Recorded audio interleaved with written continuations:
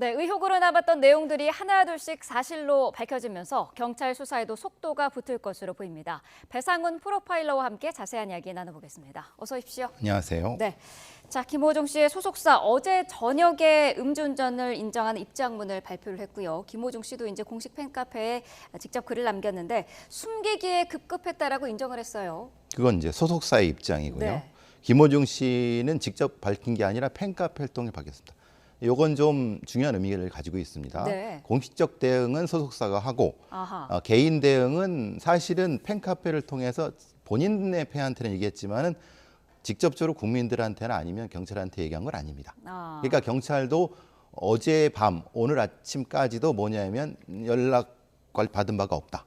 네. 그러니까 이제 그러니까 본인이 사과한 것은 팬카페 한 거고 소속사는 상황에 대한 얘기를 한 거고 네. 요거는 나중에 그 경찰 대응, 법정 대응과 상당히 밀접한 연관이 있습니다.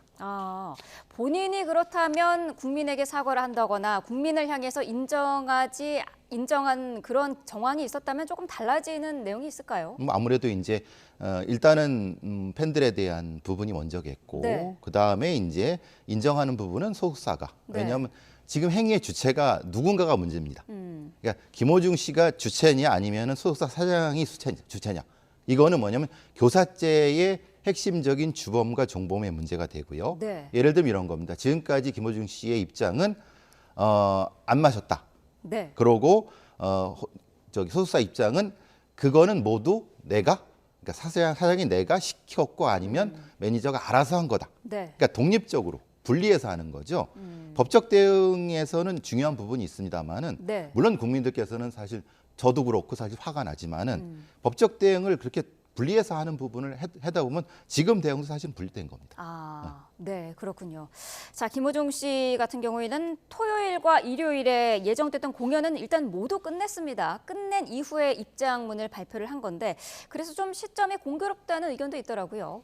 뭐 좀 안 좋게 얘기하면 이득은 다 얻고 나중에 한다라고 하는데 네. 실제로 시기적으로도 그렇습니다. 지금 인정하지 않으면 구속됩니다. 네. 사실은 지금 인정하지 않으면 소위 말하는 구속영장이 바로 나올 것이고 그러니까 본인이 여타 정황 증거가 있는데도 불구하고 이거를 전면 부정한다고 하면 이거 네. 구속될 수도 있는 사안이기 때문에 인정은 해야 되는데 문제는 어제 하느냐 오늘 하느냐 그러니까 그저께 하느냐 요 며칠 사이에 결정을 한 건데 네. 글쎄요 이게 이제 본인한테는 좋은 어떤 경제적 이득을 줄지 모르지만 재판부에는 좋은 식 아니 국민들한테는 좋은 식이 아닐걸요. 네, 구속의 코앞에서 이제 인정을 한 그런 셈으로 보이고 있는데 갑자기 입장을 번복을 한 그런 이유는 어디에 있었을까요? 아무래도 지인들에 대한 압박이 되겠죠. 네. 많이 나온 것처럼 뭐 유명 개그맨 아니면 유명 래퍼 출신 가수가 동석을 했던 건 거의 명확한 것 같고 그러면 그분들은 분명히 김호중 씨가 술을 마셨는지 안 마셨는지 명확히 알 겁니다. 네. 근데 만약에 이게 이제 죄수의 딜레마가 되는데 그 중에 누군가가 하나가 실제로 그냥 양심선언을 해버리면 네. 거기 있던 모든 사람이 다 진짜 다 이 처벌을 받게 될 수도 있습니다. 네. 그러면은 그 부분에 대한 거를 이제 확인을 해야 되겠죠. 그러니까 지금 관련된 술자리가 최소한 3번입니다. 네. 스크린 골프, 식당, 이용주점. 그 3곳에서 그럼 관련된 사람이 한둘이겠습니까? 이런 부분 때문에 분명히 나오는 문제는 분명히 존재할 겁니다. 네. 그런데 문제는 이제 누군가 먼저 당연히 경찰에서는 여러 수단을 통해서 압박을 했을 겁니다. 거기에 대해서 어차피 이제 시인할 거라고 하면 빨리 했을 가능성이 높습니다. 네. 자, 음주 사실은 열흘 지나서야 인정을 했습니다만은 그 전부터 사실 술을 마시고 운전했을 거라는 여러 가지 정황들은 나오고 있었어요. 예. 그렇지 않으면 술을 마시지 않고서는 할 수 없는 여러 가지 행동들이 있고 네. 대리기사를 부른다든가 아니면은 이 손을 놓고 휴대폰을 한다는 거. 그러니까 수사 사장이 얘기한 대로 공황장애 뭐 제가 이 자리에서 분명히 말씀드렸지만은 공황장애일 수 없거든요. 네. 이거는 뭐 다른 제가 그 인터뷰 이후에도 저 여러 의사 선생님한테도 물어봤는데 네. 전혀 그럴 수 없고 그런 상황이기 때문에 당연히 밝혀질 겁니다.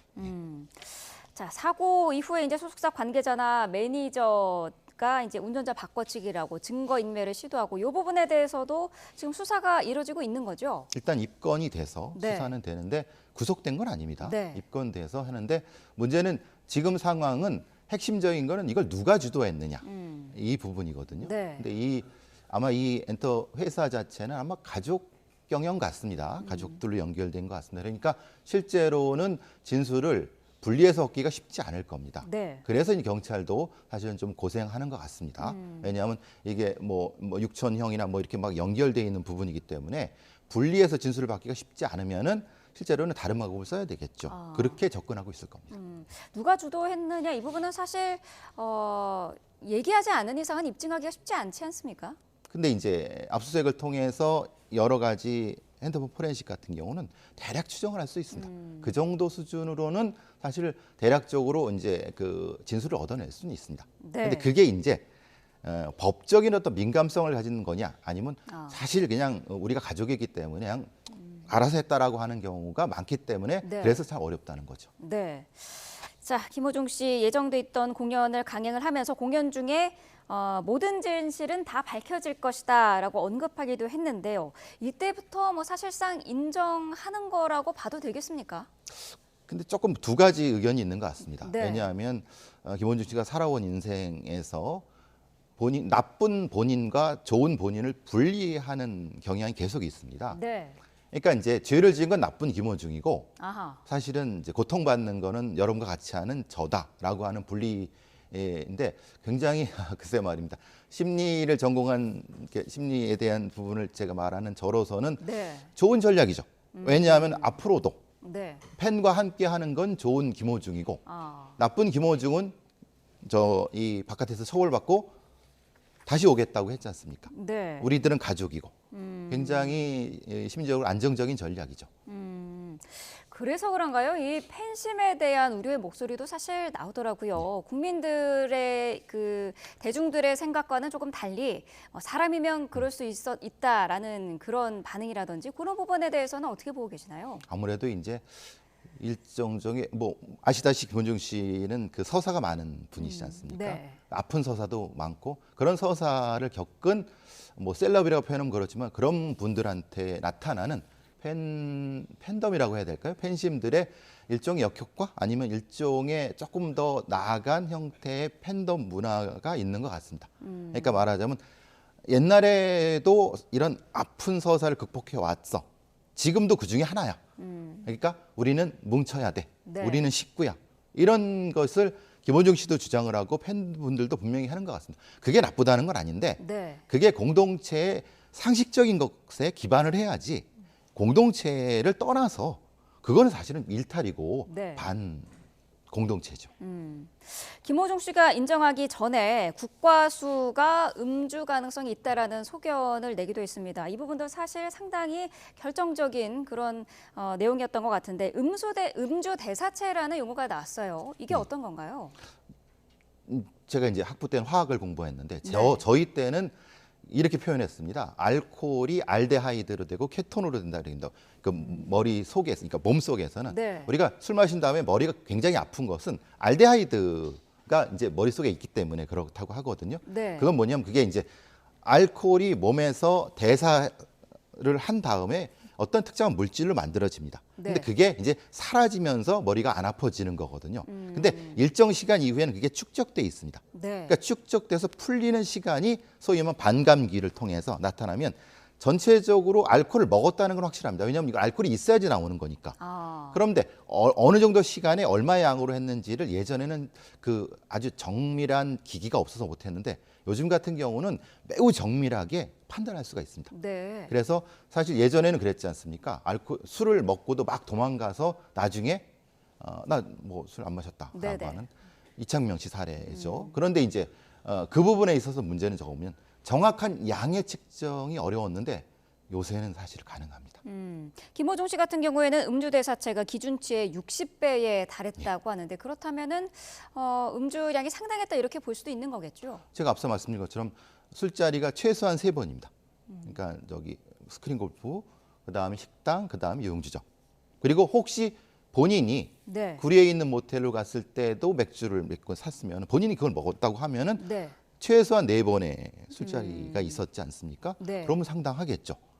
문제는 핵심은 이겁니다. 이분이 얼마의 양을 어디서부터 먹었느냐. 이건 지금 말씀하지 않으시거든요. 네. 상당히 중요한 부분입니다. 왜냐하면 0.03이라는 기준치가 있는 거고 네. 그리고 그것이 언제부터 시작됐는지 그리고 나중에 먹은 것과 합산되는 것 이런 부분은 사실은 좀 모호하지만은 국가에서 밝혀낸 건 뭐냐면 최소한 20시간 전에 먹은 건 맞다. 왜냐하면 그 대사의 분해의 어떤 과정을 보면은 그거를 이제 국가에서 밝혀낸 거죠. 굉장히 어떻게 보면 향후에도 이런 음주운전 관련된 부분에서는 중요한 사례가 될 겁니다. 그렇다면 이게 사실 기존의 그 혈중 알코올 농도 0.03% 이상 그 부분이랑은 다른 부분이어서 이 음주 대사체가 수사에서 결정적인 증거가 될 수도 있는 건가요? 아직 판례가 안 나와서 아. 왜냐하면 이건 2020년도에 국과수에 그때부터 이제 개발하기 시작한 거기 때문에 네. 명확히 이걸 가지고 재판에서 해서 판례가 나온다고 하면은 저도 뭐라고 말씀드리겠지만 네. 이거는 과학적인 형태의 분석 기술에 대한 부분입니다. 아하. 근데 분석 기술이 곧 재판의 기준이 되는 건 아니죠. 그건 네. 판사님들이 판단을 해봐야 되는 부분이기 때문에. 근데 적어도 과학적이라는 건 명확합니다. 네. 근데 그게 과학적인 게 법적인 거는 과정을 거쳐야 되겠죠. 네.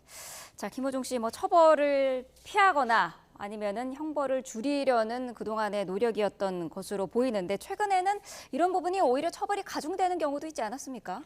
그렇죠. 뭐 아시다시피 이루 씨라든가 노엘이라고 하는 분도 마찬가지고. 네. 그러니까 애초에 처음부터 인정하고 그러면은 실제로는 소위 말하는 괘씸죄가 아닌데 왜냐하면 이건 일종의 사법방해 같은 형태입니다. 네. 사법을 방해하고 공무집행을 방해하는 부분이 되기 때문에 운전자 바꿔치기는 절대 해서도 안 되고요. 당연히 음주운전 해서도 안 되지만은 경찰의 입장에서는 그겁니다. 운전자 바꿔치기를 했어? 근데 계속 거짓말을 해? 그러면 이제 경찰의 입장에서도 자존심도 상하고 사실은 정의를 지켜야 되는데 우리를 무시했다는 느낌이 들고 그러니까 뭐 보통처럼 했지만은 사실은 더 아주 강경하게 나갈 수밖에 없거든요. 네. 그런 부분이라고 하면은 실제로 가중처벌을 원해서 그런 것이 아니라 실제로 재판 과정에서 더 촘촘하게 더 확실히 보는 거죠. 네. 어떻습니까? 뭐 매니저를 통해서도 증거인멸을 시도한 부분도 있었기 때문에 구속이 될 가능성도 있다라는 의견도 나오고 있던데요. 어떻게 보시나요? 향후 조사를 어떻게 받느냐에 따라 다릅니다. 본인이 확실히 얼마를 어떻게 먹었는가에 대한 얘기를 확실히 해서 협조를 하면은 네. 가만히 되겠지만 마셨다. 근데 얼마인지 모르겠다고 계속 모호함을 하면은 그거는 더 소위 말하는 수사진을 골탕 먹이는 꼴이 되는 겁니다. 그리고 네. 사실 이거는 좀 애매한 부분이 있을 수 있습니다. 왜냐하면 이렇게 주장할 수도 있죠. 술은 먹었다. 근데 그렇게 많이 먹은 건 아니다. 라고 하려면은 이게 그러면 자백을 한 겁니까? 안 한 겁니까? 그러니까 그런 부분은 본인이 이 상황을 어떻게 보는가. 그러니까 성실하게 정확히 얘기하면 경찰은 지금 CCTV를 통해서 몇 잔까지 먹은 것도 다 계산해내고 있습니다. 네. 예전에 이창명 씨 사례도 그렇지 않습니까? 실제로 몇 병이 있었고 그 동영상의 교체 과정을 통해서 다 확인하려고 했고 그걸 나눠 갖고 했거든요. 네. 그러니까 더 이상 김호중 씨가 이것을 이제 더 감추려고 하면 안 될 것이다. 솔직히 진짜 수사 협조를 한다면은 구속까지는 안 되겠는데. 네. 근데 문제는 거기서 혹시 그러면 사실 달라질 수 있죠. 예. 그 피해를 당한 운전자에 대해서는 아직 뭐 한마디 사과라든지 그런 부분이 없는 입장이기 때문에 어제 저녁에 밝힌 팬카페에 밝힌 그런 입장이 진정성이 좀 떨어진다 이런 지적도 있더라고요. 맞습니다. 어떻게 보시나요? 저도 사실 안타까운 게 그겁니다. 그럼 다친 분한테 먼저 뭐라도 네. 사과라도 하고 국민들한테 먼저 해야 되는데 이건 팬카페 먼저 하니까 네. 뭐가 본말이 전도된 것이 아닐까. 근데 이제 순서일 수 있습니다. 뭐 연예인이니까 그러니까 그건 조금만 지켜보시면 되지 않을까 싶습니다. 네. 자, 경찰이 출석 일정을 조율 중이라고 하니까요. 이 부분은 새로운 내용이 들어오면 계속해서 전해드리도록 하겠습니다. 자, 다음 사건으로 넘어가 보죠. 인천의 한 교회에서 밥 먹던 여고생이 사망한 사건이 있었습니다. 50대 신도에 119 신고로 접수가 됐는데 이 신도가 구속이 됐습니다. 학대한 정황이 드러난 건가요? 예. 아동학대 같은 경우는 병원 관련자들이 의무 신고가 되게 됩니다. 네. 그러니까 말하자면 119가 출동을 했고 병원으로 가서 보니까 실제로 이제 여러 멍 자국들이 있고 그럼 이거는 당연하게도 신고가 돼야 되는 거고 아동학대로 신고됐고 실제로 네. 구속이 됐습니다. 50대 신도고요. 네. 15일 날 밝혀진 거고 피해자는 17살 여고생이고요. 밥 먹던 중에 의식이 없었다라고 하고 뭐 입에서 토사물이 나온다, 음식물이 나온다라고 하는데 네. 결박흔도 있었다고 봅니다. 아하. 두 손목에 보호대를 착용한 상태였기 때문에 네. 4시간 뒤에 사망을 했고요. 예. 근데 교회 측은 일단 학대 사실은 없었다는 입장입니다. 멍에 대해서는 자해 흔적이다라고 밝혔고 발견 당시 묶여있던 결박의 흔적은 이런 자해 행위를 막기 위해서 묶어놨던 거다 이런 입장이거든요. 근데 그거는 그분이 잘 모르시고 말씀하시는 건데 멍자국도 타격에 의한 것과 자해한 거는 구분할 수 있습니다. 아하. 그 대한민국 경찰이 그렇게 바보가 아닙니다. 네. 그 정도는 구분할 수 있기 때문에 글쎄요. 저분 말씀이 맞을 수도 있습니다. 그런데 온몸의 자해를 어떻게 한다는 거죠? 그러니까 그 부분은 조금 제가 보기에는 그 부분은 명확히 아닐 가능성이 있죠. 물론 일부는 자해할 수도 있습니다. 몸을 부딪힌다거나 제가 네. 때린다거나. 그런데 그 방향과 보시면 아시겠지만 때릴 수 있는 방향이 여기밖에 없지 않습니까? 근데 네네. 전체라고 하면 다르죠. 그러니까 그 부분은 명확히 범죄 행동 분석으로도 구분할 수 있고요. 그리고 그렇다고 해서 보호대를 착용시킨다는 게 사실 이건 감금 행위입니다. 될 수가 없죠. 그것도 아동을 네. 말도 안 되는 소리입니다. 예. 국가수는 폐색전증으로 인해서 사망했을 가능성이 있다 이렇게 지금 보고 있는데 이게 어떤 건가요?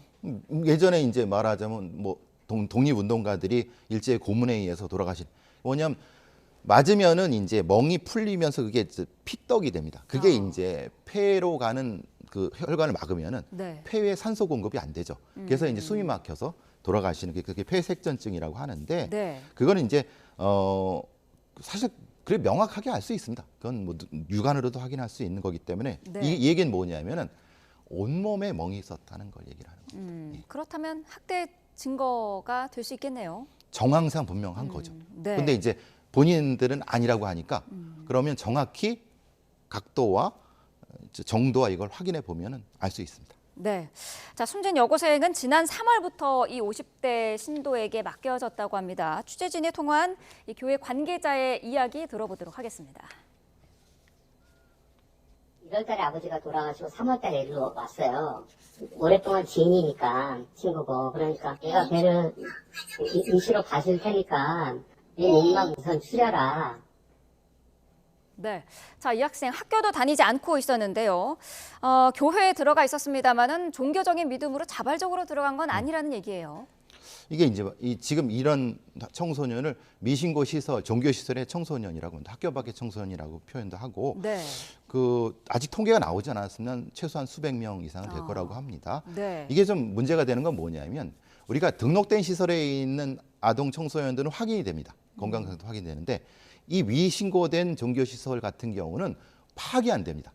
이 경우는 어떻게 되어 있냐면은 집에 있는 거로 됩니다. 네. 그러니까 이제 말하자면 부모가 여기에 맡겨놨다고 하지만 공식적인 기록은 없는 겁니다. 그러니까 여기에서 어떤 관리를 명목으로 이런 형태의 학대가 있을 수 있다. 그러니까 사실은 우리가 보이지 않는 사실은 위험 요소들 중에 하나입니다. 이런 공간에 존재하는 아동들이. 네. 왜냐하면 본인들의 의지로 간 건 아닙니다. 왜냐하면 부모가 이렇게 일종의 이 그쪽에 좀 키워주십시오 뭐 이렇게 맡기는 형태가 되는 거니까 일종의 글쎄 유기라고 해야 되나요? 그렇게 되기 때문에 네. 사실 그 관리 사각지대입니다. 이런 곳에 가는 사람이나 아니면은 이번 경우처럼 뭐 아이를 맡기는 사람이나 아무래도 종교 시설이기 때문에 피해는 주지 않을 것이다라는 어떤 그런 좀 믿음이랄까요? 그런 게 있지 않습니까? 그러니까 맡겼겠죠, 당연히. 그러니까 또 거기에 있는 목사님이라든가 아니면 네. 신도분들의 여러 가지.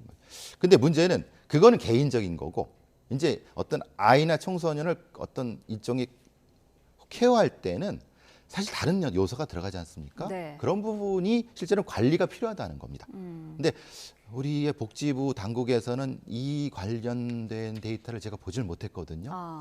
그러니까 관리 사각지라는 말씀인 겁니다. 네. 자, 관리 사각지다라고 말씀을 하셨는데 일단 경찰은 이번에 구속된 50대 신도 외에 공범이 있을 가능성도 지금 열어놓고 있죠. 왜냐하면 결박을 했는데 지금 50대 여성인데 이게 혼자 못 하거든요. 네. 그러니까 적어도 그거를 방조했거나 아니면 같이 했거나 그래야지 이게 가능한 부분입니다. 이게 결박한다는 게 쉬운 얘기가 아니거든요. 네. 17살 여고생을 또. 그래서 공범의 여부를 확인해 보고 혹시 교회에 관련된 다른 사람들과의 공범 가능성을 지금 보고 있는 것 같습니다. 네.